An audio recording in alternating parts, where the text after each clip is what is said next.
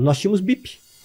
Então o bip tinha 2 toques. Era um toque normal e tinha um toque que era um toque de parada cardiorrespiratória. Ah, é? Pra tu poder saber. Se a parada, tu tinha que ter uma rapidez maior de você ir. E eu estava de plantão, cirúrgico, e tocou o bip da parada. E era mais ou menos 13h15, 13h20 da manhã, e eu levantei com muita rapidez. O bip toca para a equipe da cirurgia, quando o paciente é teu, e o bip toca para a equipe da clínica e para a enfermagem. Muito bem. Nesse momento, eu só olhei ali, que dizia quarto 109.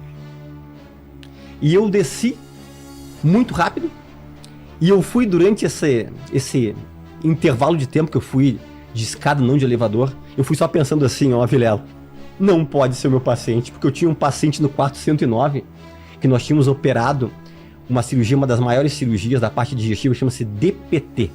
Pessoa que tem câncer de pâncreas, chama-se duodeno pancreatectomia.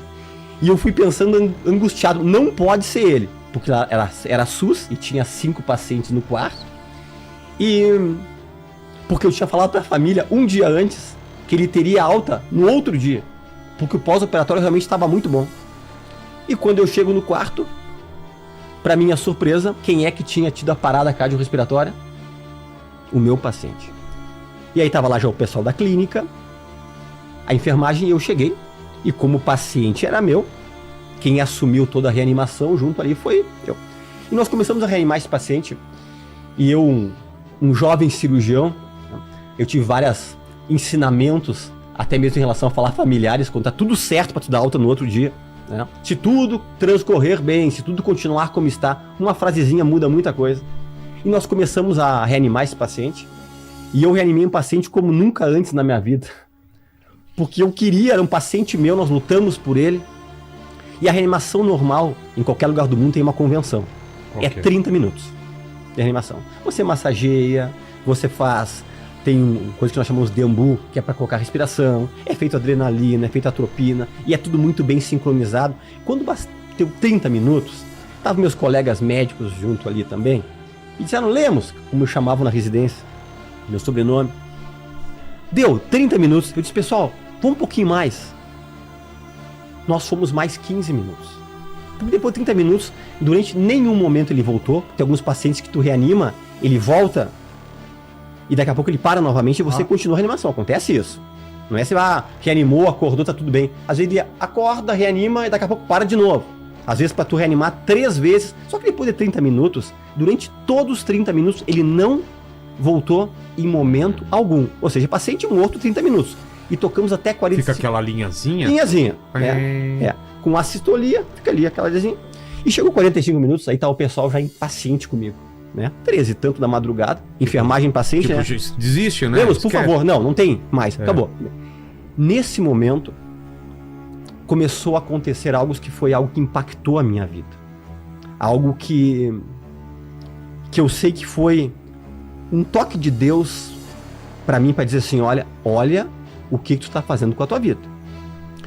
Naquele momento, começou cenas que eu digo que são típicas de filme, só que ali era uma história real. Primeiro de tudo, não me perguntem como, a luz do quarto diminuiu uma fase. Naquele momento de 45 minutos, aquele cidadão que estava ali começou a se movimentar.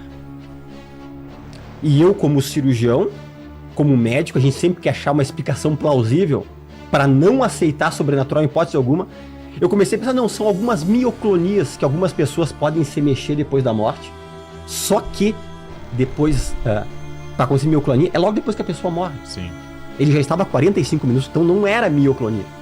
E ele começou a se mexer como se fosse uma convulsão. Como que é? Tipo se movimentar. Tipo epilético, não? Tipo epilético. Tá. Convulsão. Começou a esticar os braços. Nossa. Nesse momento eu corria. Se eu estivesse assistindo isso, eu corria, né? Eu já nem tava lançado. Ainda bem que eu não sou médico, nem você. Nesse momento, todas as pessoas que estavam dentro desse quarto... Você nunca tinha visto isso? Nunca na vida. E ninguém. As pessoas todas saíram do quarto. Inclusive os pacientes, todos podiam caminhar. Os que estavam nos outros leitos, pegaram o seu sorinho e saíram do quarto. E ficou no quarto apenas eu e o paciente. O paciente era meu. Eu entendi que essa experiência era comigo, Obviamente eu estava literalmente, como um cirurgião novo, apavorado com o que estava acontecendo ali. E esse homem estava fazendo uma cara de pavor, uma cara de dor, uma cara assim, algo que estava totalmente incomodado, em pânico, né? E talvez, pra mim, era uma eternidade. Não sei se aquilo lá durou 5 minutos, 10 minutos. Eu sei que eu fiquei ali. E eu olhei pra janela do quarto que ficava em direção à rua. E eu vi. Entrou uns vultos pretos, uns espíritos pretos, vários.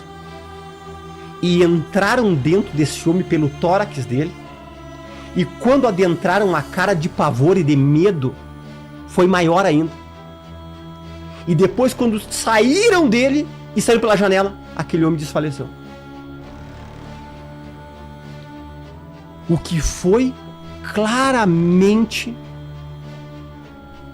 que eu sei que foi o Espírito Santo falando comigo, ele disse: tu viu esse homem adentrar no inferno. Ele estava indo para um local que ele não queria ir. E essa experiência vai marcar tua vida, e sempre que tu puder contar, você conta. Porque a eternidade, ela é real. E nós estamos aqui, Vilela, a gente sempre pisa em 2 mundos. Exatamente. Somos nativamente espirituais, né? Nós sempre 2 mundos.